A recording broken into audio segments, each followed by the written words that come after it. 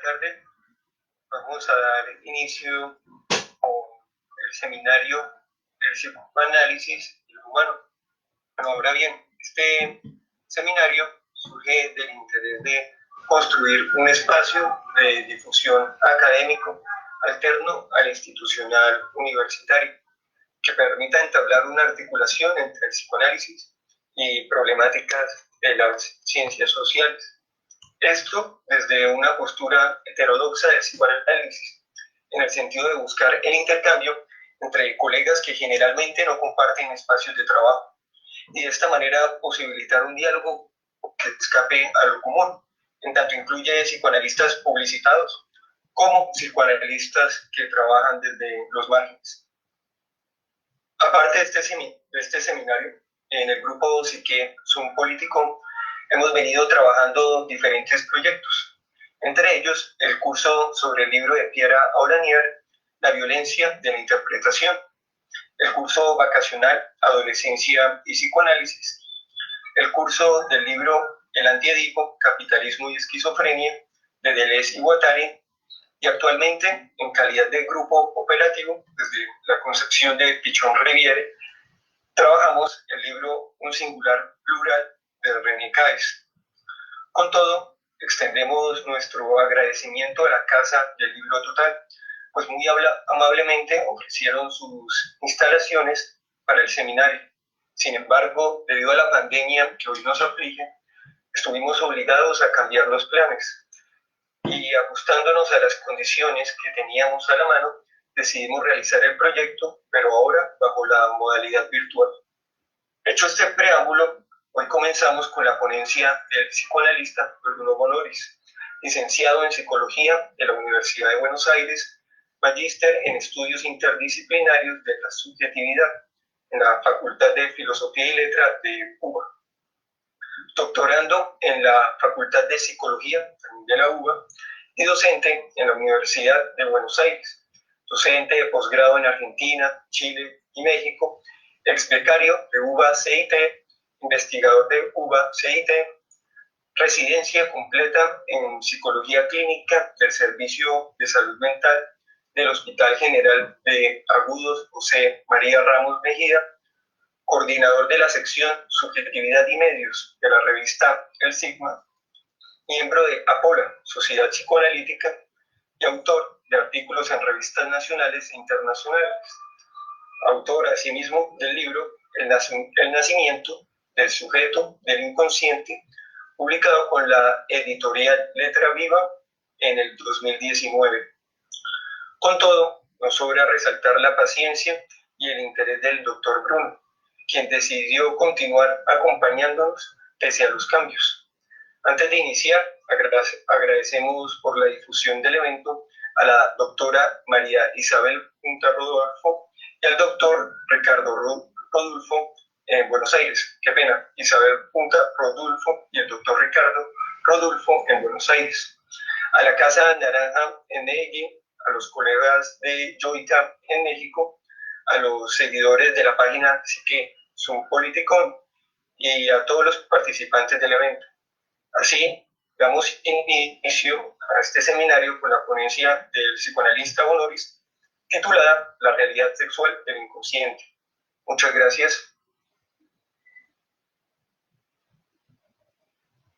Hola, ¿qué tal? ¿Cómo están?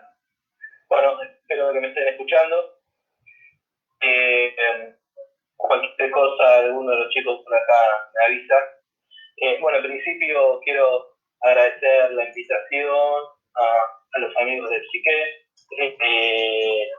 en especial, bueno, a Freddy, Arturo y a Frank, especialmente a Frank, que tenemos una historia compartida ahí en la Facultad de Filosofía en la Universidad de Buenos Aires, y después mantuvimos el contacto por redes sociales. Así que les agradezco mucho la invitación. Bueno, lo que yo quería presentarles es que en esta breve exposición de 50 minutos, 60 minutos, son notas algo dispersas, todavía no muy bien articuladas, sobre una investigación que pienso llevar en los próximos años acerca de los vínculos entre el sexo y el inconsciente. Lo que le voy a presentar lo presenté en otras oportunidades. Estas notas me interesó particularmente traerlas a este espacio porque creo que lo que va a ser escuchada de otro lugar, ¿no? Y bueno, quizás a medida que avance se va a entender por qué me interesa trárselas a ustedes. Le titulé a la conferencia La realidad sexual del inconsciente, pero tal vez podría haberse llamado ¿por qué el inconsciente es sexual? Se dan cuenta que formulando esa pregunta ya estoy afirmando que el inconsciente es sexual. Se pregunta por qué, o tal vez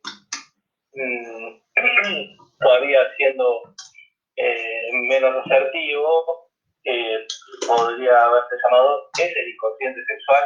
La pregunta podría haberse llamado así la exposición. Bueno, voy a empezar con una cita que se extrae de la biografía de Jung, una carta que Freud le habría escrito a Jung en 1910. Un extracto de la carta, ¿no? Ahí dice: mi querido amigo, prométame que nunca desechará la teoría sexual. Es lo más importante de todo. Vea usted, debemos hacer de esto ya un dogma, un bastión inexpugnable contra la negra avalancha del ocultismo. Me interesó mucho cuando leí esta cita por primera vez. Por dos razones. En principio porque llama la atención que hoy se refiere a la teoría sexual, ¿no? La teoría sexual. ¿Por qué una? Estar hablando del psicoanálisis total como una teoría sexual. Y después, por otro lado, en algún punto esta paradoja, ¿no? Donde Freud dice que hay que hacer de la teoría sexual un dogma justamente para luchar contra el ocultismo. Uno podríamos arrancar preguntándonos si los psicoanalistas hemos hecho del sexo o de la sexualidad un dogma, o sea, el psicoanálisis en tanto tal, más allá de las cuestiones vinculadas al sexo o a la sexualidad, se transformó en un dogma. Pero entonces, ¿qué es la teoría sexual? ¿Acaso es una teoría? No parece haber psicoanalistas que duden del vínculo, ¿no? Del psicoanálisis con el sexo, la sexualidad o la sexuación. De hecho, esta podría ser un criterio de demarcación, ¿no? De lo que se considera un psicoanalista. Si alguien, podríamos decir así, si alguien, a pesar de que comparta determinado tipo de conceptos, de ideas, etc., pero no cree, digamos, en la importancia de lo sexual, todavía no sabemos ni bien qué es, o de la sexualidad, uno diría, bueno, entonces no es psicoanalista. Pero el inconsciente es sexual, ¿por qué? Un repaso por la obra de Freud, si uno hace un repaso por la obra de Freud, se va a dar cuenta que en verdad no hay una teoría sexual.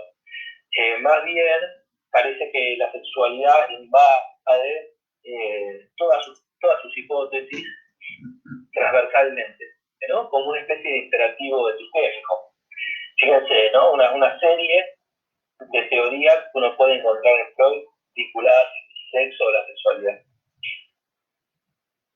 Se dan cuenta que estoy utilizando los dos términos de forma distinta, ¿eh? Sepan disculpar la imprecisión, tal vez cuando avancemos se puede hacer una precisión, pero creo que hay algo propio del problema que lo transforma en algo bien preciso y bien difuso. Bueno, ¿no? Las teorías de Freud. La teoría de la seducción, con la que, bueno, las primeras teorías sexuales del psicoanálisis, la teoría de la mala higiene sexual vinculada a las neurosis actuales, la teoría del conflicto entre sexualidad y moralidad para la psiconeurosis de defensa, la teoría de la sexualidad infantil, es decir, de la perversión polimorfa, la teoría de la pulsión como energía sexual, la del síntoma como una satisfacción sexual sustitutiva, la teoría del síntoma como ensamblado a fantasías sexuales, el complejo de Edipo como deseos sexuales virtuosos, el complejo de castración, la encrucijada fálica, la teoría de la neurosis como negativo de las perversiones, la teoría de la evolución libidinal, la teoría de la diferencia sexual anatómica y sus consecuencias psíquicas, y creo que podría seguir. Por lo cual, para empezar, entonces uno puede observar rápidamente que en el psicoanálisis no hay una teoría sexual. Escuchamos al psicoanálisis una teoría sexual, sino hay varias teorías vinculadas al sexo, a la sexualidad y en principio teorías que se presentan que no son rápidamente vinculables, en principio. Pero dejando de lado la gran diversidad de esta teoría, me parece que es posible afirmar que existen dos grandes capítulos sobre la sexualidad o el sexo en psicoanálisis. Dos grandes capítulos. El primero es el de la satisfacción del síntoma.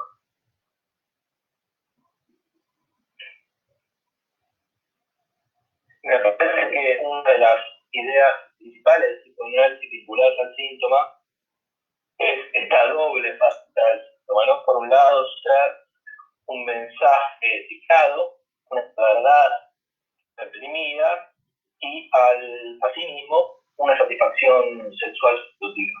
Entonces, un capítulo sería el del síntoma como satisfacción. Se tramita este capítulo a través de un concepto, que es el concepto de pulsión. Y yo llamaría este capítulo el de la sexualidad. Y luego hay un segundo, para mí, capítulo fundamental, recién leí varias teorías, pero creo que estas teorías podrían podrían ordenarse en función de estos dos capítulos. El segundo capítulo es el de la diferencia sexual, que se tramita con el concepto de falo. Este capítulo podría llamarse el del sexo, o con Platán, pero ya produciendo un movimiento muy potente, el capítulo de la sensación. En hipótesis va a ser que el segundo capítulo, el de la diferencia sexual, es de algún modo la subversión del primer capítulo de la pulsión. Bueno, Lacan dice que la realidad del inconsciente es sexual. La realidad inconsciente es sexual. Y el seminario dice, o sea, uno se pregunta, ya pregunté 4 veces en estos 5 minutos, ¿por qué la realidad del inconsciente es sexual? Y en el seminario 11 Lacan dice, la cuestión es de un acceso tan difícil que quizás no podamos aclararla más que considerando la historia. Tomo esta cita y hago con ella un movimiento un poco brutal y me voy a ir al año 1976, el año en que se publicó Historia de la Sexualidad, tomo 1, la voluntad de Dios. En este libro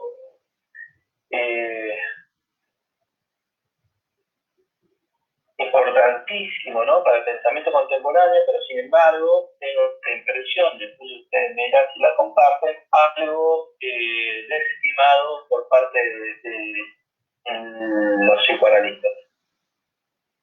En este libro, bueno, por supuesto estoy tomando esta vía de Lacan, ¿no? Porque el inconsciente sexual, tal vez el acceso solamente pueda darse en vía histórica. En este libro, Foucault realizó una de las críticas más importantes que se hicieron al psicoanálisis. Se trató, en verdad, de una doble crítica, una crítica política y una crítica epistémica, ambas críticas, por supuesto, indisociables. La crítica política es la conocida interpelación a la hipótesis represiva, es decir, un cuestionamiento, podríamos llamar, a la teoría del poder, no solamente del psicoanálisis, pero también del psicoanálisis. La segunda es sobre el lugar de la historia para el psicoanálisis. La idea de Foucault, en muy pocas palabras, especialmente en los primeros dos capítulos, es la siguiente. Si bien se ha creído que a partir del siglo XVII se sufrió de modo exponencial una represión sobre el sexo, una censura sobre los discursos del deseo, un poder limitante sobre nuestra condición sexuada, sobre nuestra naturaleza sexuada, en verdad, y precisamente desde este momento, los discursos sobre el sexo no han dejado de proliferar, la expresión de la carne no ha dejado de crecer y el sexo fue perseguido hasta sus ramificaciones más íntimas. Y es justamente aquí un poco donde reside la eficacia de su poder. Es decir, en hacernos creer que en verdad del sexo encontraremos la esencia de nuestro ser y que por lo tanto debemos decirlo todo para liberarnos de las cadenas represivas que nos impiden ser quien realmente somos. Entonces el éxito de los dispositivos de poder no se basa en su capacidad para silenciarnos, sino justamente en hacernos hablar, actuar, dejar, sentir, es decir, en hacernos ser, en darnos un ser. De este modo podríamos ya apuntar una primera hipótesis vinculada a la realidad sexual del inconsciente y su naturaleza histórica, que es que a partir del siglo XVII, con un crecimiento exponencial, tal vez podríamos decir, el sexo fue elevado a la condición de fundamento ontológico. Es decir, nuestra esencia sería sobre todo sexual. Para Lacan, y esto es lo que trabajé en mi libro en detalle, entonces intenté, las condiciones de surgimiento del inconsciente se produjeron justamente en el siglo XVII, el siglo de la ciencia, dice Lacan. Y como los elementos para a partir de la cual se tenga esta condición de posibilidad de surgimiento del inconsciente son la ciencia moderna, un movimiento con respecto al saber, el sujeto y la verdad a partir de la ciencia moderna y el cogito cartesiano. No me voy a extender sobre esto, pero acá la hipótesis se da. Entonces, si seguimos estas dos ideas y hacemos una articulación, seguramente un poco brutal,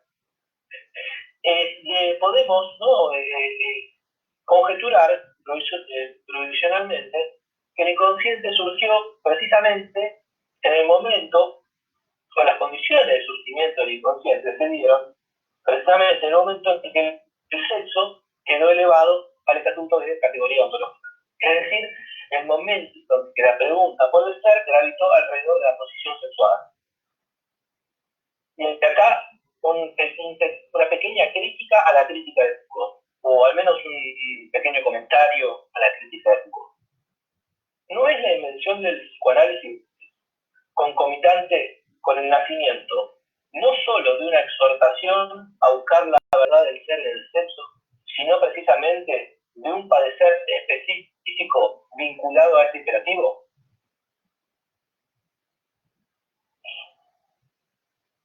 Acá ya voy esbozando alguna idea que tengo para conversar, porque como le dije, se comienza una investigación, son ideas provisionales, difusas y dispersas, pero lo que Foucault no logra, o al menos no diagnostica, como tal vez sí creo que diagnostican otros autores contemporáneos, a Foucault, es que si bien Foucault hace esta crítica mística a la perspectiva del poder de psicoanálisis centrada en el poder, es decir, construirse, ¿no? Una especie de deseo innato, uno se animaría a decir en la obra de Freud, vinculado a los deseos sexuosos, y ¿no? Un poder represivo.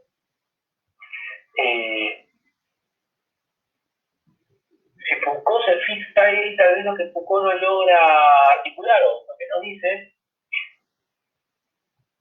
es que no piensa si se quiere el aspecto del poder positivo que podría quedar del lado del inconsciente. Es decir, deja el problema del poder del psicoanálisis al aspecto represivo que en los términos freudianos, al menos en un principio, están vinculados al yo, ¿no? Quien reprime es el yo. Eso es un problema enorme, claramente, porque ¿con qué criterio se reprime el yo? ¿Se acuerdan que la represión en Freud estaba vinculado a ética y estética, ¿no? Eso es el problema de la moralidad, deseos que resultaban estas representaciones inconciliables. Entonces, Foucault se centraba en ese aspecto de poder vinculado a su aspecto represivo, pero lo que no piensa es tal vez el carácter productivo del poder al cual le interesa desde una perspectiva analítica. Estoy pensando, por supuesto, en el inconsciente. Pensando en el inconsciente. Bueno, retomo. Ahora voy a Lacan, una cita de Lacan, de mi enseñanza. Fíjense, se podría pensar en primer lugar que debe haber habido una razón para que la sexualidad haya asumido una vez la función de la verdad. Y además, si la asumió una vez, la conserva. La sexualidad agujerea la verdad. La sexualidad es justamente el terreno, si puedo decirlo así, en que no se sabe con qué pie bailar a propósito de la verdad. Uno se pregunta en esta relación, cuando se es un hombre, por ejemplo, si se es verdaderamente un hombre, o para una mujer, si se es verdaderamente una mujer. No solo se lo pregunta el partido, no cada uno mismo se lo pregunta. Y esto cuenta para todo el mundo. Cuenta de inmediato. Así está en el inmediato. Creo que va en continuidad con, entonces, esta idea de que para el psicoanálisis el punto en donde la verdad está agujereada y así donde surge la pregunta por el deseo está vinculado a la sexualidad, o mejor dicho, a la posición sexual, ¿no? Acá Lacan retira eso, es ser un hombre, es ser una mujer, etc. La pregunta histérica para Lacan es: ¿qué es ser una mujer? Una pregunta. ¿No es una inquietud comprensible, o una inquietud admisible, mejor dicho, en un mundo donde estallaron las identidades y se buscaron las respuestas en la posición sexuada? ¿Por qué en la histeria la pregunta queda vinculada a la posición sexuada y no así en la neurosis obsesiva? ¿Por qué ser mujer es una pregunta, para Lacan, una pregunta inconsciente, ¿no? Y ser hombre no. Eso se explica por la naturaleza misma de las posiciones sexuadas. Bueno, obviamente pienso que no. Creo que hay razones histórico-políticas para que esa pregunta sea tan central. Bueno, como les había dicho, la pulsión es el eje de la subversión freudiana con respecto al sexo. Y su contrasubversión es la diferencia sexual. Más específicamente, los factores que derivan en la diferencia sexual, que son dos: la evolución libidinal y el complejo de castración. voy a tratar de explicar esto que acabo de decir, por qué pienso que la pulsión es la subversión y por qué pienso que la diferencia sexual es la contrasubversión. Ahora pueden imaginárselo, me interesa dejarlo bien argumentado. Bueno, Freud nace en 1856, en pleno desarrollo de la medicina anatomopatológica. Ustedes saben que el trabajo de la medicina anatomopatológica es, ¿no?, la apertura, se empiezan a abrir los cadáveres, se buscan las sedes físicas de las enfermedades,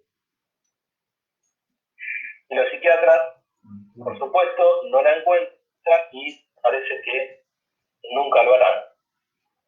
Surgen entonces las enfermedades funcionales, que son dos, la histeria y la perversión.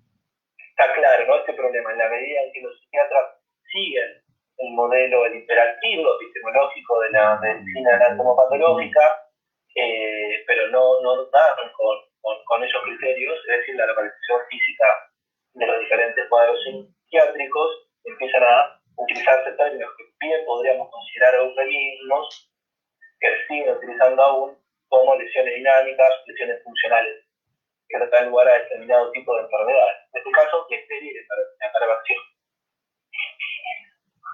La perversión es la enfermedad de una función específica, que es la del instinto sexual.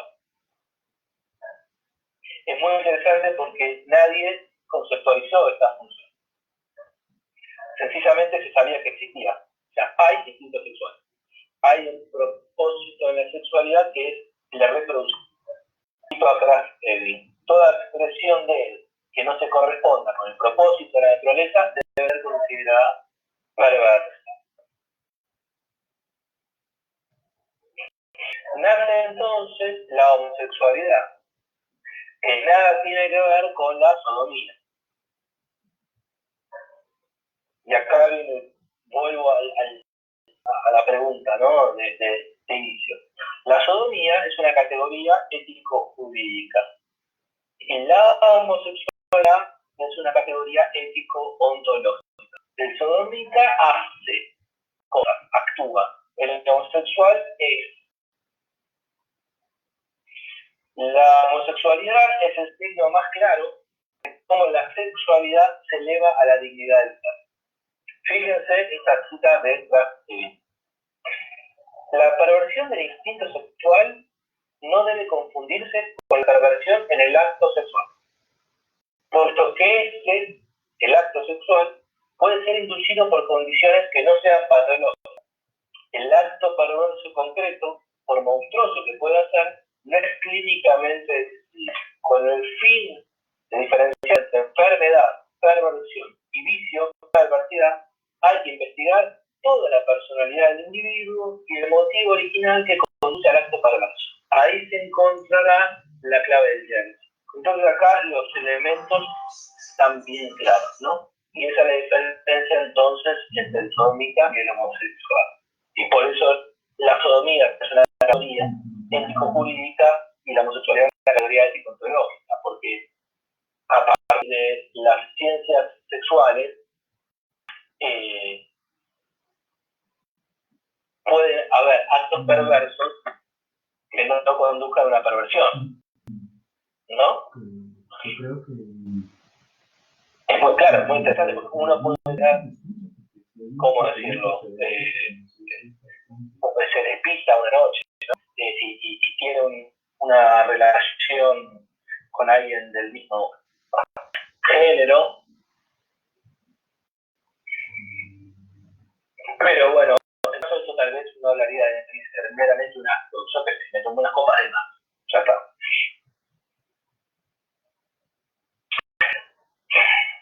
Para poder diagnosticar una perversión como la homosexualidad, hay que dar toda la personalidad del individuo. Entonces, en el siglo XIX, la sexualidad se consideró como el mejor modo de conocer la mente humana, como la expresión de nuestra individualidad. Desde entonces, por ejemplo, cualquier hombre o mujer que tuviera sexo regular con personas del mismo género se consideró mismo y fue considerado no solo como un enfermo mental, sino como un enfermo moral. Y esto no tiene nada que ver con la autopercepción o con el trabajo racional de construcción de ideas, ¿no? Porque la homosexualidad como concepto psiquiátrico del siglo XIX se transformó en modos de pensar, actuar y sentir. O sea, en realidades racionales afectivas. O sea, que por eso el no es meramente un concepto, ¿no? Un concepto de un manual psiquiátrico. Es el funcionamiento de la realidad total. Es también ¿cómo decir? Lo voy a decir de este modo un poco tal vez preciso, ¿no? Pero como la creación performativa de afectividades bien fundamentales, bien básicas. Eso que se presenta casi como instinto, diría, ¿no? Por ejemplo, el rechazo afectivo de gran parte de la población durante el mediados del siglo XIX y siglo XX a la homosexualidad, un rechazo profundo, un asco, ¿no? ¿De dónde sale ese asco? Es muy interesante.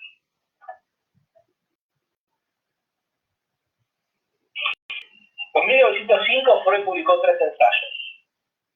Ese texto pudo haber sido el fin de la psiquiatría. Miren qué fuerte. Y de cualquier conocimiento, pudo haber sido el fin de cualquier conocimiento sobre cualquier tipo de naturaleza sexual. Sin embargo, como todos sabemos, la historia fue muy distinta. La historia del psicoanálisis es una historia muy compleja. Freud dijo ahí, en 3 ensayos, dijo lo siguiente. Algo que es absolutamente increíble, ¿no? Para la época. Resulta que nos habíamos representado como excesivamente íntima la conexión del instinto sexual con el objeto sexual. La experiencia adquirida en la observación de aquellos casos que consideramos anormales nos enseña que entre el instinto, pulsión sexual y el objeto sexual existe una soldadura cuya percepción puede escaparnos de la visual normal, en la cual el instinto parece dar consigo el objeto. Es increíble esto. Se nos indica así la necesidad de disociar hasta cierto punto de reflexiones el instinto y el objeto. Probablemente el instinto sexual es en principio independiente de su objeto y no debe su origen a las excitaciones emanadas de los atractivos del mismo. Una cosa increíble. Freud dice, o sea, básicamente a partir de un axioma teórico que es hay que disociar el instinto de objeto. El instinto es independiente, en principio, independiente del objeto. Uno puede decir, siguiendo las lógicas básicas, que si el instinto es independiente del objeto, entonces no hay algo así como una perversión. O sea, no hay perversiones. Porque la perversión en relación a qué? ¿A qué norma? Si no hay un vínculo instinto y el objeto, ¿de qué perversión se podría hablar? Sin embargo, como todos sabemos, una parte después Freud escribió un apartado sobre la prevención de la homosexualidad. Ya vamos a hablar justamente del modo en que Freud produce su conversión. Uno podría decir en este punto, siguiendo a Arnold Davidson, en su libro El surgimiento de la sexualidad, que este movimiento contradictorio de Freud es absolutamente razonable en función de la novedad que estaba trayendo. Algo así como Freud no puede ir más rápido que su propio genio. Es imposible. Esto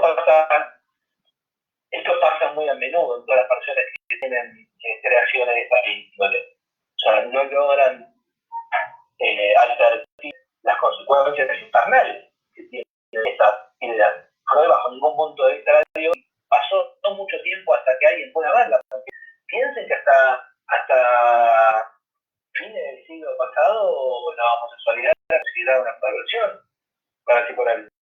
Y hasta algunos años ahora nadie lo puede decir porque bueno, es un desastre absoluto, pero hasta algunos años la homosexualidad era considerada una perversión, una psicosis, y de hecho muchos psicoanalistas no podían decir abiertamente que eran homosexuales porque eran considerados perversos. O sea, se tardaron 90 años en entender este error.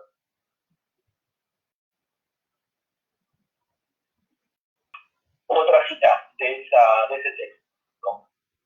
Agregado, una nota al pie, ¿viste? Está escuchando un texto escrito en 30 años, ¿no? Prueba agregando notas al pie. Una nota al pie de 1915. Dice: el psicoanálisis considera más que lo originario, a partir de lo cual se desarrolla luego restricción hacia uno u otro lado, tanto el tipo normal como el invertido, es la independencia de la elección de objetos respecto del sexo de este último. La posibilidad abierta de disponer de objetos tanto masculinos cuanto femeninos. Subrayo lo que va a venir ahora, tal como se puede observar en la infancia y en épocas prehistóricas. ¿Qué es la asociación que hace Freud entre esta disponibilidad abierta y esa independencia, el instinto y el objeto? En un principio, tal como se observa entonces en la infancia y en épocas prehistóricas. No sé si huele el tufillo a evolucionismo. En el sentido de la cita, entonces, ni siquiera son exclusivos del hombre por la mujer, es algo obvio, sino un problema que requiere esclarecimiento. Tremendo. Y sigue. Respecto del cual cabe una transacción de fondo de carácter químico. ¿Se dan cuenta de lo compleja que es, ¿no? Por un lado, entonces, esta hipótesis absolutamente subversiva de que el psicoanálisis era más bien que lo originario es la independencia entre el instinto y el objeto. Por otro lado, un movimiento ya bien subversivo para nosotros, que es la asimilación de esa disponibilidad con la histórica. Y luego, esta Freud, ¿no?